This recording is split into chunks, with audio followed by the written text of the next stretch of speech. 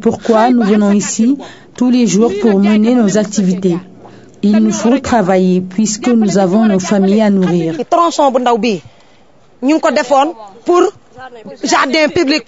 Nous n'avons plus d'espace d'épanouissement à cause de ces personnes qui ont occupé la place publique. Nous ne demandons que de l'aide, puisque nous rencontrons toutes sortes de difficultés à cause de ces installations anarchiques. Notre problème principal ici, c'est l'eau et les ordures. Si vous voyez, l'insalubrité règne en maître. C'est pourquoi la mairie est venue déguerpir toutes les cantines qui s'y trouvaient. Certes, c'est un peu difficile, mais après tout, c'est salutaire. Le déguerpissement ne semble pas agréer les commerçants. Ils estiment travailler pour subvenir à leurs besoins. Il a fallu faire appel aux forces de l'ordre pour sécuriser l'opération et permettre la poursuite des travaux de construction de la nouvelle route. Les entreprises donc qui devaient faire la route sont bloquées par les occupations irrégulières. Nous avons donc entamé des discussions avec les occupants pour pouvoir les transférer dans les autres marchés. Pour permettre aujourd'hui de sécuriser certes les commerçants, mais aujourd'hui permettre à l'entreprise quand même de pouvoir terminer les travaux. Le maire et son équipe en appellent à la compréhension des riverains et des travailleurs sociaux. L'objectif est d'améliorer le cadre de vie dans un élan de solidarité et de compréhension. Nous parlons santé, atelier de partage du guide de gestion du plan de travail annuel PTA organisé conjointement par le ministère de la Santé et la JICA, l'exercice donc aux différents acteurs à la base pour une meilleure compréhension du guide déjà donc validé par les structures compétentes. Anne-Marie Gomis. De planification, suivi, évaluation des interventions sanitaires. Un document qui va permettre d'identifier les objectifs, les moyens et répertorier les difficultés rencontrées dans la mise en œuvre des activités menées. Validé par les structures compétentes, il a été soumis aux acteurs à la base. Le but de cet atelier, c'est de partager entre les différents acteurs impliqués dans la mise en œuvre du domaine sanitaire, le guide de planification et de gestion du PTA. Donc après ce partage, il y aura un passage à l'échelle et les équipes cadres de districts et de régions, aussi bien du niveau central, seront mis à niveau et ce guide sera utilisé dans le cadre des PTA de 2013.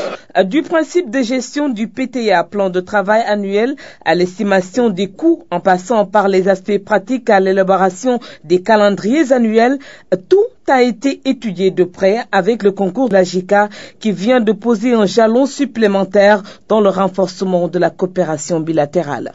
Notre projet, ont deux aspects géographiquement. D'abord, on a deux régions très importantes. Ce sont les régions de Tamba et Kédougou. Et aussi, pour améliorer la gestion et le management de la santé, on doit établir, bien sûr, notre rapport avec le cadre du ministère au niveau central. Les enseignements de Tambacounda et Kédougou vont s'étendre dans toutes les autres régions du Sénégal pour faciliter l'État à avoir plus de visibilité dans la prise en charge médicale. Nous pensons qu'il est extrêmement important que dans le système de la santé, les différents acteurs et les différents responsables aient de la visibilité aussi bien sur les objectifs, sur les moyens que sur les différentes échéances. À terme, il s'agira d'améliorer le processus de planification, suivi, évaluation dans un contexte axé sur les résultats en vue de l'atteinte des objectifs du millénaire pour le développement. Changement climatique, agriculture et sécurité alimentaire, les experts de la sous-région sont à Dakar pour mettre en place une plateforme d'information et d'échange. Le maître d'œuvre de cette rencontre est le Centre de suivi écologique en collaboration avec le CCAF, programme de recherche basé au Mali. Ces chercheurs annoncent donc la disposition de certaines spéculations telles que le riz, le mil et le maïs d'ici 2030. Ibrahim Fall Junior. Cette rencontre qui réunit plus d'une trentaine d'experts de la sous-région est la manifestation d'une volonté commune de lever toutes les contraintes à la sécurité alimentaire. Les chercheurs et autres universitaires, au fait de certaines connaissances scientifiques et de pratiques et techniques d'adaptation au changement climatique travaille à la mise en place d'une plateforme d'échange et de partage de l'information qui va fournir aux décideurs dans nos pays vulnérables des outils d'aide à la décision.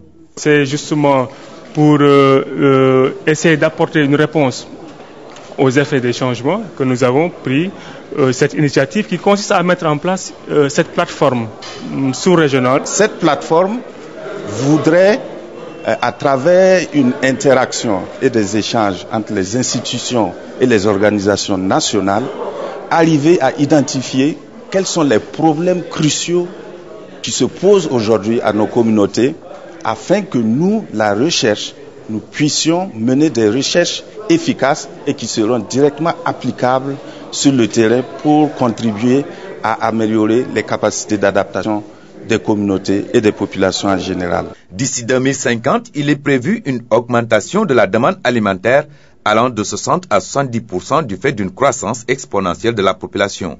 Et si les données avancées par le groupe intergouvernemental sur l'évolution du climat se confirment, les changements climatiques vont constituer de véritables contraintes à l'accroissement des productions et à l'objectif d'une sécurité alimentaire. Puis, il est même annoncé la disparition de certaines spéculations telles que le riz, le mil ou le maïs d'ici 2030, toutes choses qui encouragent l'initiative d'une telle rencontre.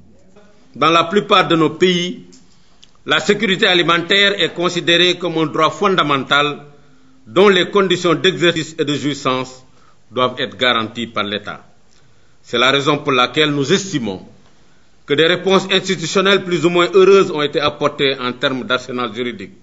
Par exemple, en ce qui concerne la décentralisation et le transfert de compétences de structures apparentées à un dispositif de prévention et de gestion des crises alimentaires, de commissariat à la sécurité alimentaire, d'observatoire ou d'autres systèmes d'information sur les marchés.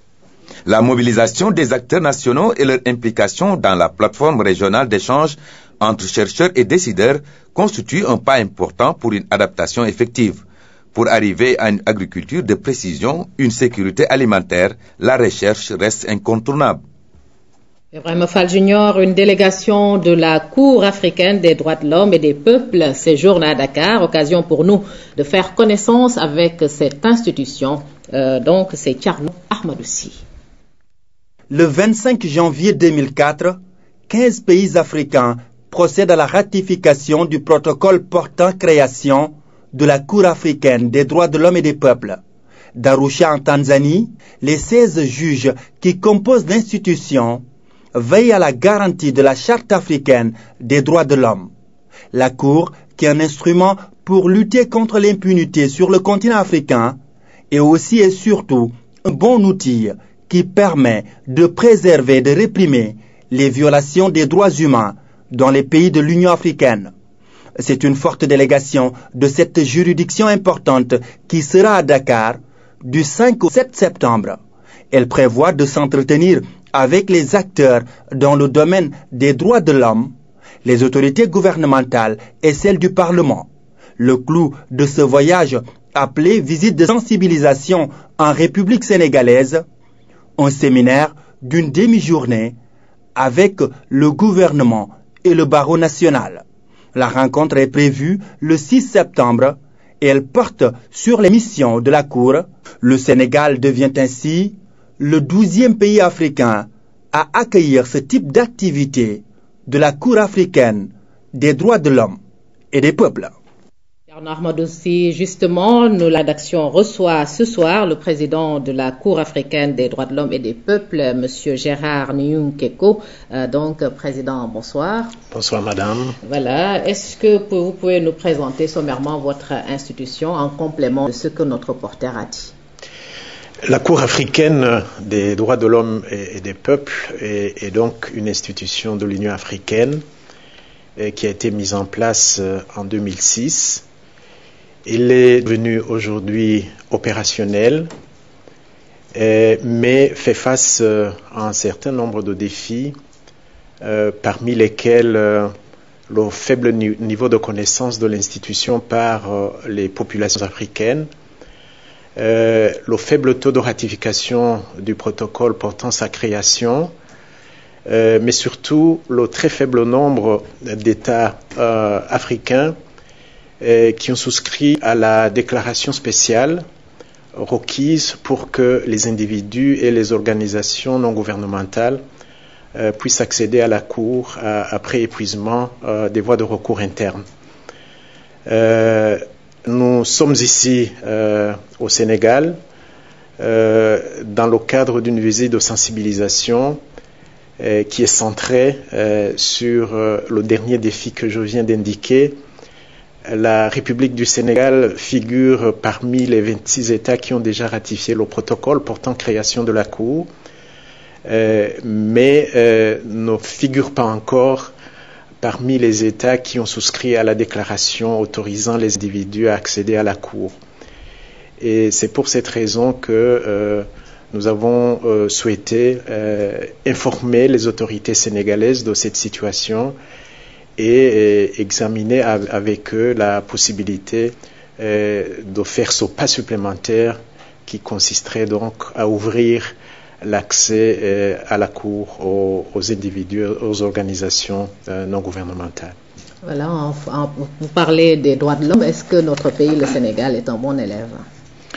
Bien, nous sommes une cour de justice, nous ne portons pas d'appréciation politique, mais en tant que citoyens africains, nous pensons que la République du Sénégal est très engagée en faveur des droits de l'homme. Par rapport à la Cour africaine des droits de l'homme et des peuples, non seulement le Sénégal a ratifié le protocole portant sa création, mais en deuxième lieu, le Sénégal figure parmi les premiers États qui ont fait élire au sein de la Cour en dossiers nationaux comme juge notre collègue Elhadj Guissé. Et puis, je dois également dire que le Sénégal fait partie des États qui ont le plus supporté la Cour africaine des droits de l'homme et des peuples, spécialement dans le cadre des organes politiques de l'Union africaine. Voilà, combien de temps vous allez rester à Dakar et qu'est-ce qui va meubler votre séjour chez nous? Notre visite de sensibilisation va s'étaler sur 3 jours, en réalité sur 4 jours, du 4 au 7 septembre. Notre programme se décline en 2 activités principales. La première activité consiste à effectuer des visites de courtoisie auprès des plus hautes autorités de l'État sénégalais, aussi bien en ce qui concerne l'exécutif qu'en ce qui concerne le législatif, et des visites de courtoisie aux plus hautes autorités judiciaires également, afin, s'agissant de l'exécutif et du législatif, de nous entretenir sur cette question en rapport avec la déclaration spéciale que j'évoquais tout à l'heure.